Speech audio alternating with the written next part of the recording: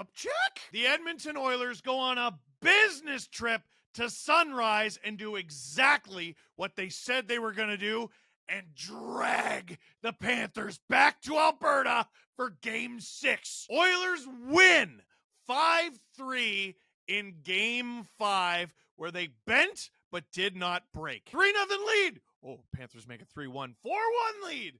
Oh, the Panthers make it 4-3 and come within a hair of tying it at least twice. But the Oilers hold on. McDavid with another 4-point night, 2 goals and 2 assists to bring himself to, you can't say it without laughing, 8 goals on the playoffs. Hey, that's pretty good. And 34 assists. We were talking about the Gretzky assists record last show. Dude, McDavid, if this series goes 7, might break the all-time playoff scoring record. Here's a question I can even ask before talking about the specifics of the game. McDavid is currently the betting odds favorite to win the Conn Smythe. The Oilers are still losing this series. They're down 3-2. This is best case scenario for them. I think he might have locked up the Conn Smythe trophy, whether the Oilers win or lose. Now, right now, you're instinctually going, no. The last time a player won the Conn Smythe trophy and his team lost the Stanley Cup Final was 2003, J.S. Jaguar. He was stupidly stupendous for the Anaheim Ducks. McDavid is putting up playoff numbers we haven't seen since the 80s in 2024. The guys with more points than him in a single playoff in playoff history are Wayne Gretzky and Mario Lemieux, and that's the end of the list. This is greatness that we're watching.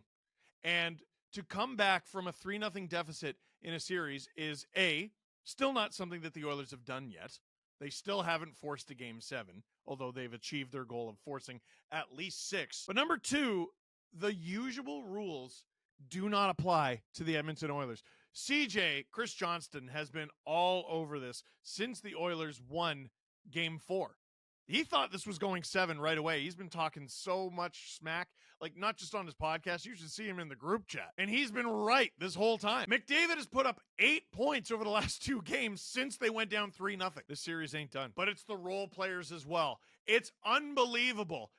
The Panthers give up a shorthanded goal to start Game 4. Game 5, they get another early power play. Surely that's not going to happen again. Dude, it does. Connor Brown, who was the orchestrator of the Oilers' shorthanded goal from Game 4, helped set it up. He goes ahead and scores it himself on the backhand, hits Bobrovsky's skate, but still goes in, and it's 1-0 Oilers after 1. Hard to believe in an 8-goal game that was the only goal of the first period. Brown's second of the playoffs. The Oilers' depth continues to show up in this series, and this wouldn't be the last time it did in this game. Now, as much as the Oilers' depth has been showing up, some of the usual suspects haven't been as much as you expect them to be. Draisaitl's been there, but he's been quiet compared to what you expect. The name I keep bringing up is Zach Hyman. And it's not to criticize him.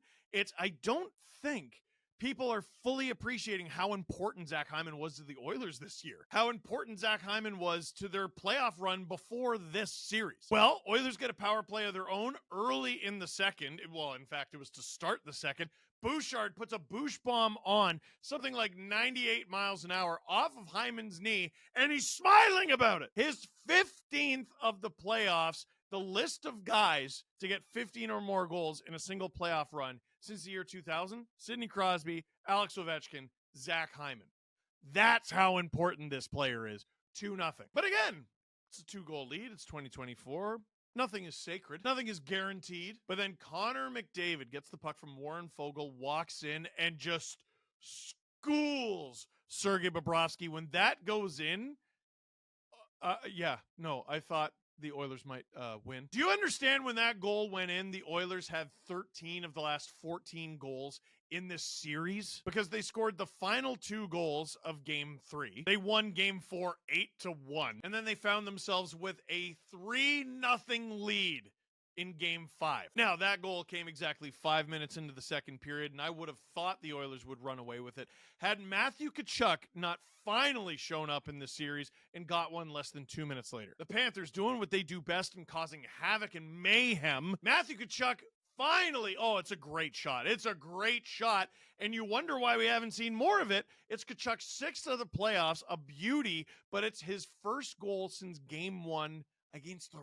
Rangers. Regardless, whatever, the Panthers are in this game, and they'll take it 3-1 now. Oilers get another power play, and McDavid, again.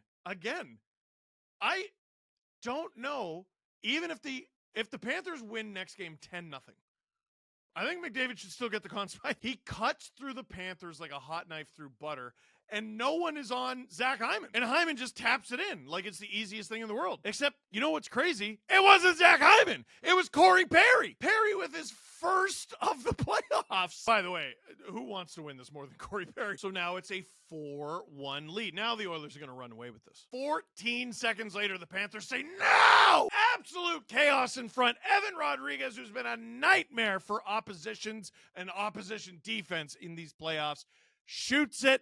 It goes off a million things, and it doesn't matter what it went off of. It went into the back of the net. So we head into the third period with a tight game. It's 4-2. Yes, it's a 4-2 game. If the goals were scored differently, it might not feel as close.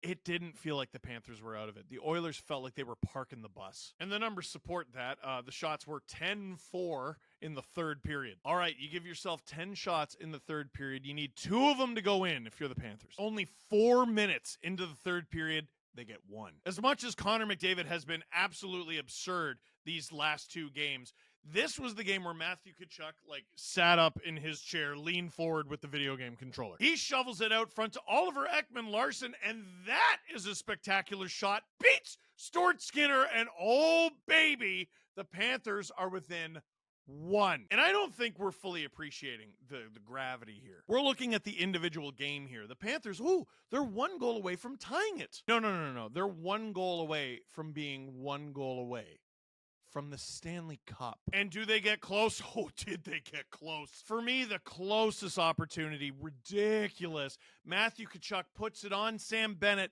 yawning cage at the side of the net. He does get a piece of it.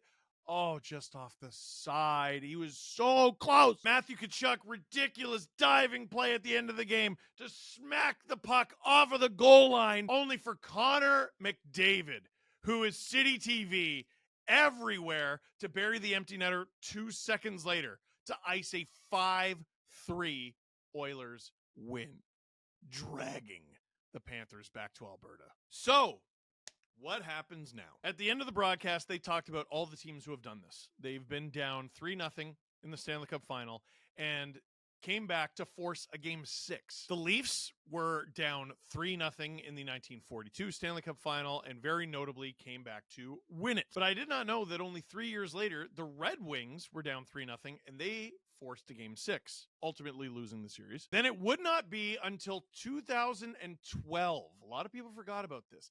The LA Kings looked like they were going to waltz over the New Jersey Devils. Waltz over them, like they waltzed over everybody. They were up 3-0. Devils win Game 4. Oh, okay, they're going to have to win it in 5, except the Devils won Game 5. And then we head to Game 6. That series should give you all that you need to know about how this series is going to be talked about if the Panthers win it in 6. All anyone remembers about the 2012 Stanley Cup Final is that the Kings won it. Dude, the Vancouver Canucks were up 3-0 over the Chicago Blackhawks in the first round in 2011. The Blackhawks force Game 7 overtime. The Canucks end up winning it, and their fans refer to that goal to win it in overtime as Dragon Slayer. All anyone cares about is the final result. There's no brownie points for, hey, we got close. Something that goes for both teams here. Let me know in the comment box down below.